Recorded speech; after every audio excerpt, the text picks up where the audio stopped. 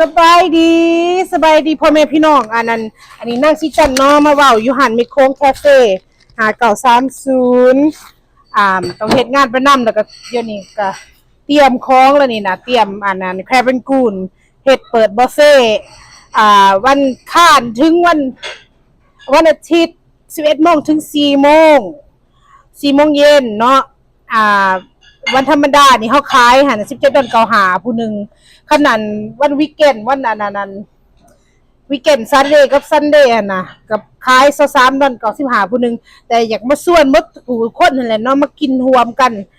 วันแม่นี่มารวมกันเด้อพวกอันนั้นพวกข่อยสิเฮ็ดอาหารออกไปให้แซ่บๆไปกินนะสิมีนะในเมนูมื้อวันเสาร์อาทิตย์นี้สิมีในเมนูมีออมสินมีออมสินมีตำบักหุ่งตำมั่วน้ำใดตำมั่วโอ้ยแต่ตำเผ็ดแต่บางอย่างเฮาก็สิบ่เฮ็ดเผ็ดเฮาก็สิมีน้ำในให้ฝรั่งเขากินน้ำเนาะให้เขากินพวกคันเฮาเฮ็ดเผ็ดหลายเขากินน้ำเฮาบ่ได้เด้สิมีออมสินมีกะจีปะเต้เด้อมีกะจีปะเต้มากินกะจีปะเต้มีข้าวเหนียวบักม่วงก็สิมีกุ้งถอยหลังออมลาวอันนี้แม่เฒ่าเพิ่นว่ามีออมลาวออมลาวออมสินเฮานี่แหละออมลาวบ่แม่นบ่แม่นโอ้ยบ่แม่นเว้าผิดเว้าใหม่นะบ่แม่นออมลาวออมสินออมสินเฮ็ดแบบลาวเว้าผิดเว้าใหม่ออมลาวผู้ที่เบิดประเทศน้องสะใภ้ว่าโอ้บ่แม่นเนาะบ่แม่นออมลาวบ่แม่นออมลาวเด้อข่อยเว้าผิดเว้าใหม่ขอโทษนำหลายๆอ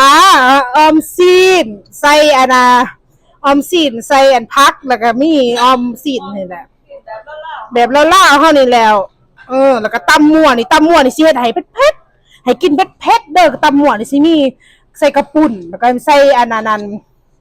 ใส่อันหยังเขาเอิ้นหยังมิดบ่หลายภาษาลาวลูซีนหรือมีลูซีนแล้วก็มีลูซีนอันปลาหมึกยังหั่นน่ะเฮาใส่นำหั่นแหละตำมั่วหั่นแหละสิเฮ็ดกินให้เผ็ดๆมีมีไก่ย่างนำได้มีไก่ย่างแล้วก็กะจีปะเต้นำมาเด้อพากันมากินเด้อเว้าไปเว้ามาแล้วก็อยากได้เป็นนี่นะคันบ่ฮอแค่บังกูนแล้วก็เว้านำก็บ่มีเวลาสิมาฮอเด้เนาะมาเด้อพ่อแม่พี่น้องมาเด้อพามากินอยู่หาดมีโค้งคันบ่ฮู้จักก็ให้เบิ่งในอันนั้นอินเทอร์เน็ตนะเบิ่งในอินเทอร์เน็ตในเมนูหรือตีเบิ่งในโฟนเด้อตีใส่ว่ามีโค้งคาเฟ่หรือว่า TU 5930 West North Avenue หรือว่าโทรเข้ามาก็ได้4142572228เนาะ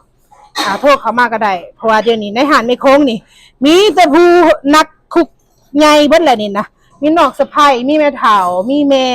เพิ่นเฮ็ดอาหารอันนั้นลาวๆกินข้าวเหนียวก็มีเด้อวันธรรมดาแหละมันนี่แจ่วหั่นนะแม่เพิ่นก็เป็นผู้ลงมือเฮ็ดเองแจ่วโอ๊ยเนาะแจ่วบ้างบ่ได้มีเฮามีอยู่แต่เฮามีขายแต่เฮาเฮ็ดแจ่วบักเลนแบบคือแจ่วบักเลนแจ่วบักพริกแจ่วแจ่วพริกเฮ็ดลาวพริกปลาแดกใส่น้ำได้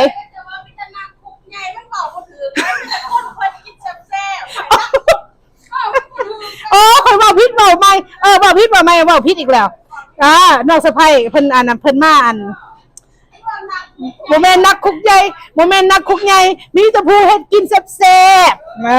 ๆเนาะมีผู้คนขอโทษนำเด้ออันนี้ข่อยเป็นคนลาวแต่เกิดอยู่เมืองอเมริกาส่วนปกติเว้าแบบว่าสับสนหน่อยนึงเว้าสับสนเนาะเว้าให้งงพากันเว้าให้งงได้บัดนี้เว้าให้งงอันเนี้ยบุฟเฟ่ต์คันบ่ได้มาก็มาลองเบิ่งพากันมาลองกินเบิ่งมีน้ำปั่นคันน่ะอยากกินน้ำปั่นก็มีคือกันแต่เฮาก็มีเนาะ so บอกแล้วราคาบอกเพิ่นแล้วราคาบอกเพิ่นแล้วมีมื้ออื่นมีอะไรมีกลุ่มถอยหลังก็บอกเพิ่นแล้วแต่ว่าเฮาก็มีแบบไก่ย่างมีทอดไก่มีทอดปลาลาดพริกก็มีกระปุ่นก็มีโอ้เลยลืมว่าบอกกระปุ่นก็มีเด้อมากินกระปุ่นแล้วก็มีอันนั้นยังเขาเอิ้นว่ายังโฟบีบใส่อันเนาะเกาเหลาเขาเอิ้นเกาเหลาบีบเกาเหลาซีน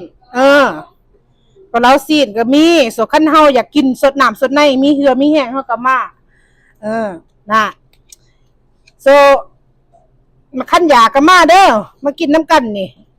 อ้าวทุกคนเด้อนี่เด้อเป็นน้องสะใภ้ของนางสีจันทร์ เฮ็ดงานอยู่หันแม่ของอาหารเฮามันก็มีประมาณนี้เนาะอาหารแบบอาหารลาวอาหารไทยอาหารเวียดนามทุกคนคันใครสนใจก็มานั่งกินได้เด้ออาหารเฮามีเผ็ดมีแซ่บมีบ่เผ็ดก็มีคันใครสนใจก็มาเด้อทุกคนเด้ออาหารเฮาก็ประมาณนี้แล้วโอเคก็เฮาก็เพียงเท่านี้เด้อเข้าใจเด้อที่คนมาสนับสนุนเนาะมาอุดหนุนเนาะพวกเฮาก็บ่มีหยังหลายทุกคนก็มีแต่เพียงเท่านี้เนาะบ๊ายบายเด้อเจอกันอยู่หันแม่คลองเด้อคันใครมา